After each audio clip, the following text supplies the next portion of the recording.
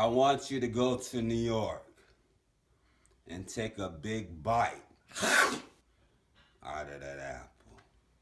I want you to always remember your epitaph for you sleep Negroes. That means what comes on the tombstone when you RIP, rest in peace. Now, you don't RIP. You rest if you are a true disciple in Christ Jesus. To be absent from the body, if you're a believer, is to be present with the Lord. Not RIP. It means the greatest. The greatest what? The greatest friend. The greatest son. Cause it was the Americas before the albino mutant, melanin recessive so-called white man got lost and found what DuSable had discovered. Shikuku. Because the Shikugu in the Indianish, not Indian people, like my people, because we never were slaves, we owned them.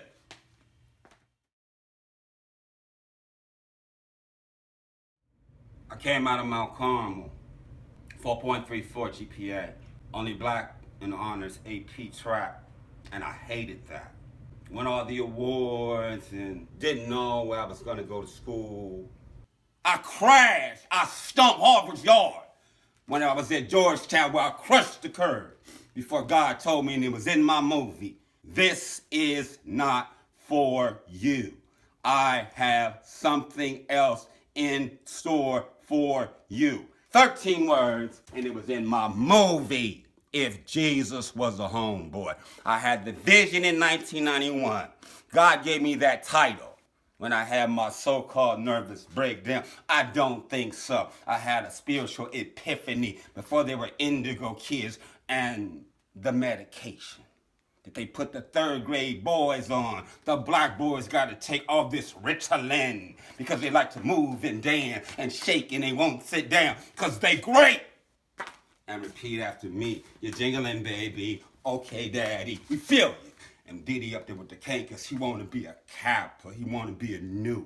He a P-boy dancing in front of the school of B. I said, Gerard, Keith, who's that Bama? See, after I left Howard and the crush came down, oh yeah, I was the man, so they told me. Because I got around, I did all the student activities, I pledged K-Sci, I was, you just said, program director, and then I was homecoming chairman, and a lot of other stuff in between. They tried to make me die. See, AB, he told me, he said, Joe, they hate you. Not like in Soldier Story, but he was a preacher's kid. Man, he wore top hat, suspenders, and a bow tie, and we put on that spring fashion show, and I knew what they gonna say. How can I walk across the yard with AB? I know what they gonna say, but he had the best proposal, and they said I was gay. Those liars, those instigators, those priors, those dyers, those slippery tongues. 1987, back to the Mecca, oh, the expectations were high. I had dated Naomi. Yeah, I had bras before, but it was Trav and Joe Gibson that summer when she pulled me up in Georgetown. And she was with Big Baby. Big Baby was in my manor in our mansion that we lived in. She had just crossed, AKA Ski with Naomi. And they both in Georgetown. And I come around and I heard somebody say, hey, Big Baby. It was Linda from Atlanta.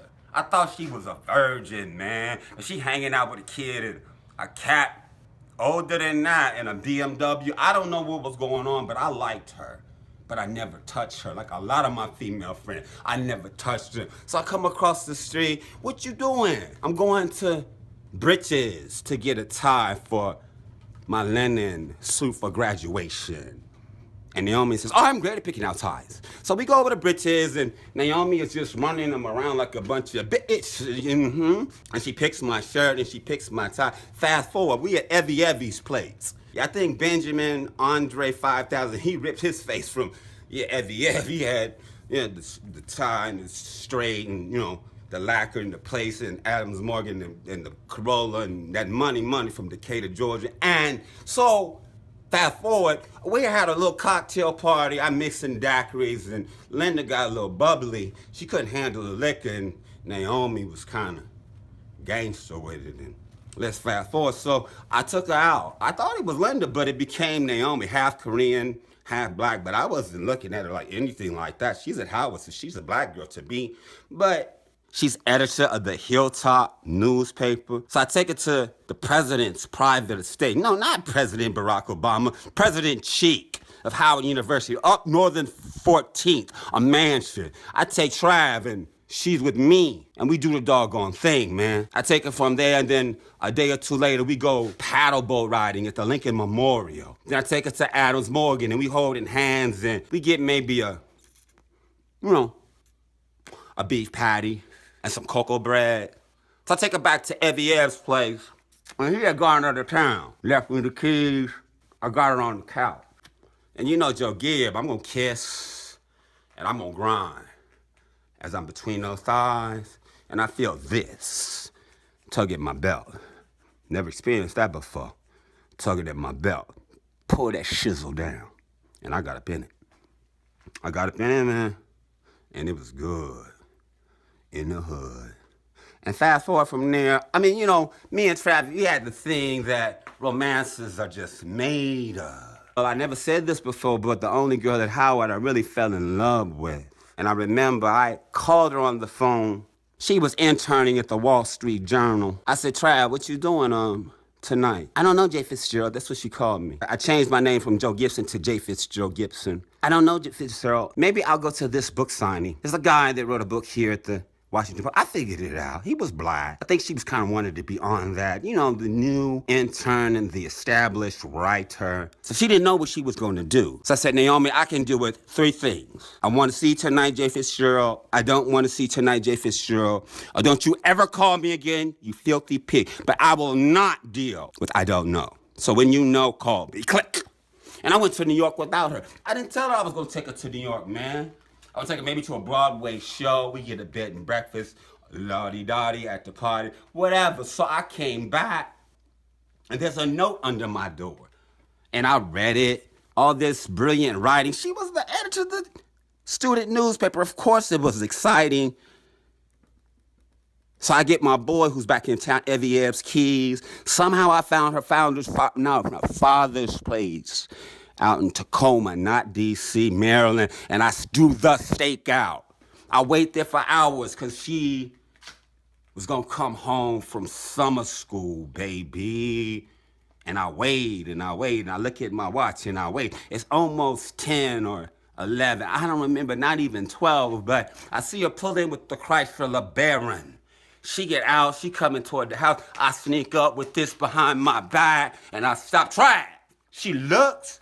J. Fitzgerald, she comes running and throws her legs around my hips. Don't you ever stay this long away from me again. And I whip out the white roses and say, don't you make me. And we put it on again. The greatest romance ever told. We doing the thing from left to right, but it seems like maybe only 3 weeks later, she was indecisive. And I pull my girl Verda aside, we go have lunch. Right off the yard, and I strip it past Verda. Verda, she said this, I said that. She said this, I said that. What should I do, Verda? The virgin from Kenwood. Hi, handsome. Hi, handsome. My girl, Verda. She said, well, Joe, she did give you a choice. So I had my plan, understand? And Trav, for some reason, came through Student Government Row that evening, and I said, Trav, I need to talk to you. She said, sure, Jay Fitzgerald. So I walk her out to the parking lot, and I pull her aside. And I'm not proud of this, no lie. But I said, Naomi, I've come to the conclusion that you don't fully appreciate the privilege of my companionship. And with that in mind, you are dismissed. Man, those were hard words. But I said it with confidence and bravado, because that's how I felt. I walked her to the car, closed the door, and she traveled out of my life.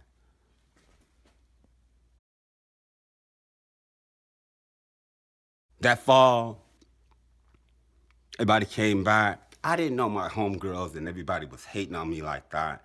because they never wanted me to go out with Naomi. She was the best, I was the best.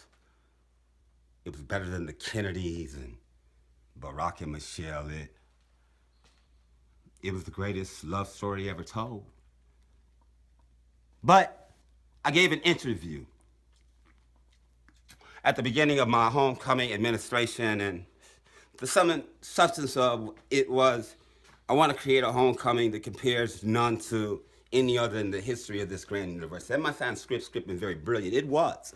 But I granted one interview, and they wanted another, and another, and another, and I wouldn't grant them. And then they started bringing me down in the paper like Michael Jackson, telling lies. Not that he grabbed him, or he touched it, or he did this. Or Mayor Barry, he smoked some crack, and he touched the prostitute. Or Bill Cosby, he put it in their tea. No, they made it up like they made it up for them. Start telling lies with yellow journalism. And tried to bring me down from the da-da to the ha-ha, and everybody was discrediting me and looking at me and looking down at me and talking about me. And the president of Howard University called my dean, Ray Archer, and said, "Ray, what's going on? Alumni are calling from all over the country. What's going on with Joe Gibson homecoming at this university?" And Ray held me down. I fired my whole staff, brought my homegirls on, went from 18 credits down to 3. I wasn't even eligible to be the homecoming chairman of Howard University. I worked harder than a slave. I sat in my suite at the condo at the Iowa. I wouldn't talk to nobody. Naomi had been gone. It was me and a model. I didn't even touch her. Nobody knew the real story, baby. But I had Richard Smallwood. Jesus, you're the center of my joy. All that's good and perfect comes from you. You're the heart of my contentment. Hope for all I do.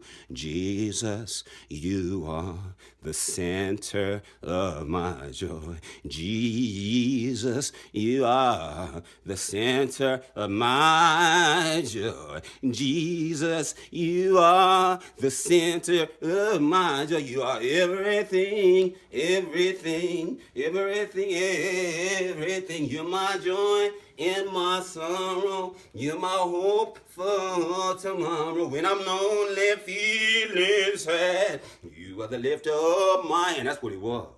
I was sorry, I was lonely, feeling sad, and Jesus began to lift my head so I could walk across the yard, and everybody was dropping their head on me, talking about me, even in the cafeteria.